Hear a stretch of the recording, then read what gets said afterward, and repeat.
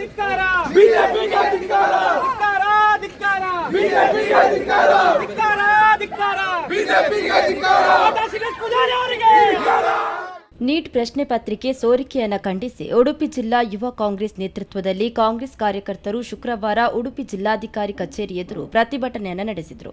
ನೂರಾರು ಸಂಖ್ಯೆಯಲ್ಲಿ ಸೇರಿದ್ದ ಕಾರ್ಯಕರ್ತರು ಕೇಂದ್ರ ಸರ್ಕಾರದ ವಿರುದ್ಧ ಧಿಕ್ಕಾರವನ್ನು ಕೂಗಿದರು. ಕೇಂದ್ರ ಸರ್ಕಾರದ ವೈಫಲ್ಯದಿಂದ ಪ್ರಶ್ನೆ ಪತ್ರಿಕೆ ಸೋರಿಕೆಯಾಗಿದೆ ಎಂದು ಆಕ್ರೋಶವನ್ನು ಹೊರಹಾಕಿದ್ದಾರೆ. ಧಿಕ್ಕಾರ ಬಿಜೆಪಿಗೆ ಧಿಕ್ಕಾರ down down BJP down down BJP down down ಬಿಜೆಪಿಯಲ್ಲಿ ಆಟ ಆಡುವಂತ ಬಿಜೆಪಿ ಸರ್ಕಾರಕ್ಕೆ ಧಿಕ್ಕಾರ ಮೋದಿ ಸರ್ಕಾರಕ್ಕೆ ಧಿಕ್ಕಾರ ಧಿಕ್ಕಾರ ಧಿಕ್ಕಾರ ಬಿಜೆಪಿಗೆ ಧಿಕ್ಕಾರ. ಈ ವೇಳೆ ಮಾತನಾಡಿದ ಯುವ ಕಾಂಗ್ರೆಸ್ ಜಿಲ್ಲಾಧ್ಯಕ್ಷರಾದ ಕೃಷ್ಣಶೆಟ್ಟಿ ಬಜಕೋಳಿಯವರು ಅಚ್ಚೆ ದಿನ ತರುವುದಾಗಿ ಹೇಳಿ ಅಧಿಕಾರಕ್ಕೆ ಬಂದವರು ಈಗ ಮಕ್ಕಳ ಭವಿಷ್ಯಕ್ಕೆ ಕೊಳ್ಳಿ ಇಡುತ್ತಿದ್ದಾರೆ. ವೈದ್ಯಕೀಯ ಪ್ರವೇಶ ಪರೀಕ್ಷೆಯಾದ ನೀಟ್ ಪ್ರಶ್ನೆ ಪತ್ರಿಕೆಯನ್ನ ಸೋರಿಕೆ ಮಾಡುವ ಮೂಲಕ ಕೇಂದ್ರ ಸರ್ಕಾರ ವಿದ್ಯಾರ್ಥಿಗಳ ಭವಿಷ್ಯದೊಂದಿಗೆ ಚೆಲ್ಲಾಟವನ್ನ ಆಡುತ್ತಿದೆ ಎಂದು ಟೀಕಿಸಿದರು. ಕೋಮು ಸಂಬಂಧಿತ ವಿಚಾರಗಳಿಗೆ ತಕ್ಷಣ ಪ್ರತಿಕ್ರಿಯೆ ನೀಡುವ ಉಡುಪಿ ಸಂಸದರು, ಶಾಸಕರು ಈ ಬಗ್ಗೆ ಮಾತ್ರ ಮೌನವನ್ನು ವಹಿಸಿದ್ದಾರೆ.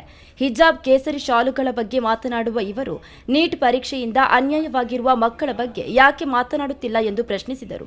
ಸಂಸದರು ಏನಿದ್ದಾರೆ, ಉಡುಪಿ ಮತ್ತು ಚಿಕ್ಕಮಗಳೂರು ಜಿಲ್ಲೆಯ ಸಂಸದರು ಏನಿದ್ದಾರೆ, ಅವರು ಒಂದು ಮಾತು ಹೇಳಿದ್ರು ಯಾವತ್ತು ಎಲೆಕ್ಷನ್ ಟೈಮಲ್ಲಿ, ನಾವು ಏನಿದ್ರು ನಾವು ಜನಪರ ಆಡಳಿತಕ್ಕೆ ನಾವು ಇದು ಕೊಡ್ತೇವೆ, ಆಸ್ಪತ್ರೆ ಕೊಡ್ತೇವೆ, ಅದೇ ರೀತಿ ನಾವು ಏನು ನಮ್ಮ ಜನರ ಸಮಸ್ಯೆಗಳಿದೆ ಅದನ್ನೆಲ್ಲ ನಾವು ಸ್ಪಂದನೆ ಮಾಡ್ತೇವೆ ಅನ್ನೋಂಥ ಒಂದು ಆಶ್ವಾಸನೆ ಕೊಟ್ಟಿದ್ರು. ಅದೇ ರೀತಿ ಬೇರೆ ಎಲ್ಲಿ ಕೂಡ ಒಂದು ಎಂಥದ್ದು ಒಂದು ಧಾರ್ಮಿಕ ಅಥವಾ ಬೇರೆ ಬೇರೆ ನೆಲೆಯಲ್ಲಿ ಏನಾದರೂ ಒಂದು ಮಾತುಕತೆ ಆದರೆ ನಮ್ಮ ಮೊದಲಿಗೆ ಬಂದು ಮಾತಾಡುವಂಥವ್ರು ಉಡುಪಿ ಚಿಕ್ಕಮಗಳೂರಿನ ಸಂಸದರು.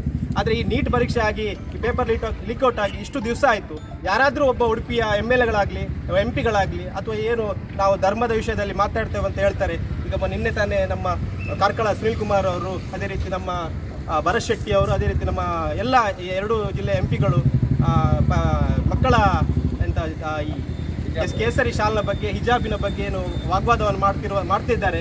ಅವರು ಈ ನೀಟ್ ಪರೀಕ್ಷೆ ಬಗ್ಗೆ ಯಾಕೆ ಮಾತಾಡೋದಿಲ್ಲ ಅಂತೇಳಿ ನಾವು ಒಂದು ಕೇಳ್ತೇವೆ. ಯಾಕಂತೇಳಿ ನೀಟ್ ಪರೀಕ್ಷೆ ಬರೆದಂಥ ಮಕ್ಕಳು ಹಿಂದೂಗಳಲ್ವಾ, ಅಥವಾ ಅವರಿಗೆ ಏನು ಪರೀಕ್ಷೆ ಬರೆದು ಅವರು ಎಜುಕೇಷನ್ ಮಾಡುವಂಥದ್ದು ಅವ್ರದ್ದು ಹಕ್ಕಲ್ವಾ, ಕೇಳುವಂಥದ್ದು ಅವ್ರ ಹಕ್ಕಲ್ವಾ? ಯಾಕೆ ನೀವು ಮಾತಾಡೋದಿಲ್ಲ?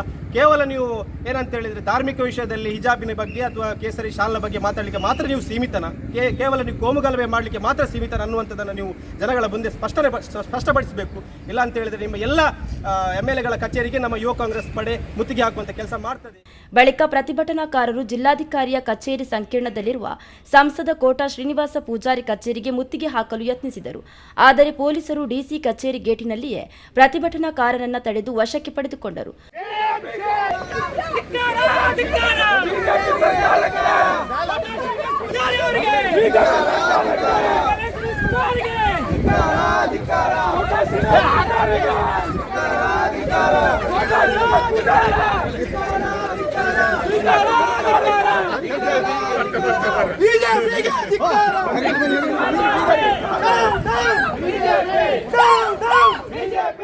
ಈ ವೇಳೆ ಪ್ರತಿಭಟನೆಯಲ್ಲಿ ಯುವ ಕಾಂಗ್ರೆಸ್ ಮುಖಂಡೆ ಸುರಯ್ಯ ಅಂಜುಮ್, ಕಾಂಗ್ರೆಸ್ ಜಿಲ್ಲಾ ಕಾರ್ಯಾಧ್ಯಕ್ಷ ಕಿಶನ್ ಹೆಗ್ಡೆ, ಮುಖಂಡರಾದ ಪ್ರಕಾಶ್ ಶೆಟ್ಟಿ, ಯತೀಶ್ ಕರ್ಕೇರ, ಯುವ ಕಾಂಗ್ರೆಸ್ ಮುಖಂಡರಾದ ಅಜಿತ್ ಶೆಟ್ಟಿ, ಸುದೇಶ್ ಶೆಟ್ಟಿ, ನವೀನ್ ಸಾಲ್ಯಾನ್ ಕುಕ್ಕೆಹಳ್ಳಿ, ಆತಿಫ್, ಪ್ರದೀಪ್ ಶೆಟ್ಟಿ ನಲ್ಲೂರು, ಮಂಜುನಾಥ್ ಶೆಟ್ಟಿ, ಅಕ್ಷತ್ ಪೈ, ಶಿರೀಶ್, ಜುನೈದ್, ಶಶಿಧರ್ ಹವಾಲ್ದಾರ್ ಬೆಟ್ಟು ಸೇರಿದಂತೆ ಮೊದಲಾದವರು ಉಪಸ್ಥಿತರಿದ್ದರು.